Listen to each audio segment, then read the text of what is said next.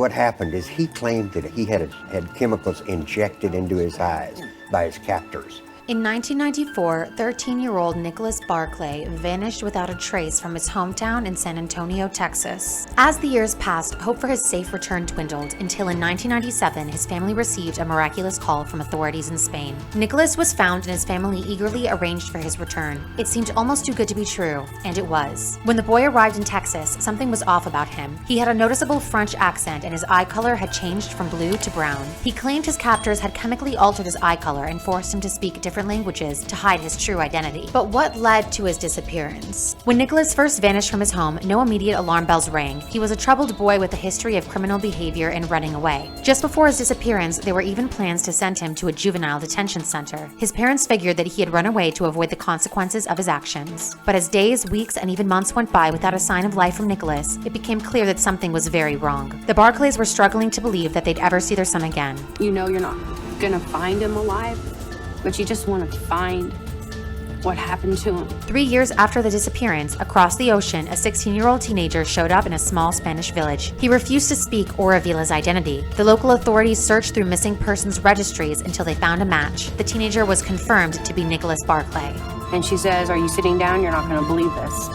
And I said, "What, Mom?" She goes, "The police department just called me and they think they found Nicholas." His overjoyed family rushed to return him to the States. When he arrived back in Texas, they met an anxious and guarded boy deeply affected by the trauma he had experienced. It took time, but Nicholas finally opened up about what had happened to him. On the day he went missing, he was kidnapped and taken to the airport. His captors took him to Europe, where he was pushed into a child trafficking ring. After living through years of horrors, he was able to escape and eventually made it home. His parents were so grateful to have him back that they were able to overlook how much he had changed. You tell yourself, well, he's been through all this horrendous stuff, so he's absolutely going to be different. For months, they lived together as a reunited family. But not everyone could settle for the new Nicholas. A private investigator named Charlie Parker had a feeling that something wasn't right. While watching footage of the family reunion, he couldn't ignore the glaring inconsistencies. First, Nicholas described going through an extremely scarring experience, but his behavior reflected maturity rather than trauma. Second, it's nearly impossible to change a human's eye color, and it seemed unlikely that the kidnappers would go to all the trouble. And third, how did an American boy without any identification or papers make it all the way to Spain? Investigator Parker compared photos of Nicholas from before and after his return, and he noticed a disturbing detail. The ear is the only part of the human body that doesn't age.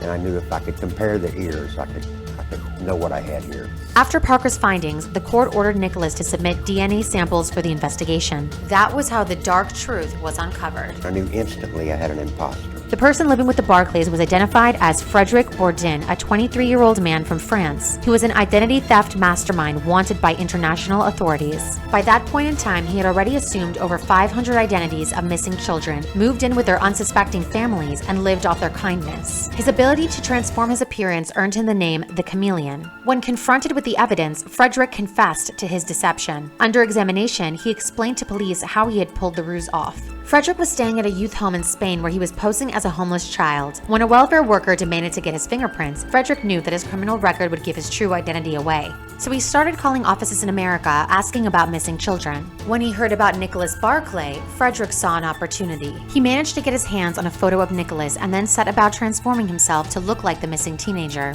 So I dyed my hair, I put tattoos that I saw that he had. Once the truth came out, people began to wonder, how did the Barclay family, Nicholas's own parents, not recognize that their son was an imposter? Frederic was arrested and extradited to France, where he was sentenced to 6 years in jail. But before he was locked up, he himself cast suspicion on the family. He was certain that they knew he was an imposter all along. He believed they used his return as a cover for the fact that they had murdered their troublesome son. Even investigator Parker believes that Frederic was onto something. When the FBI looked into the family, they uncovered some uncomfortable details. His older brother Jason was one of the first suspects in his disappearance. Jason passed away in 1998, so any connection he may have had to Nicholas's disappearance died with him. What about Nicholas himself? Some speculate that he may have been a runaway and that he's alive and well somewhere. Others believe that he may have met a tragic end. To this day, the case remains one of America's most perplexing unsolved mysteries.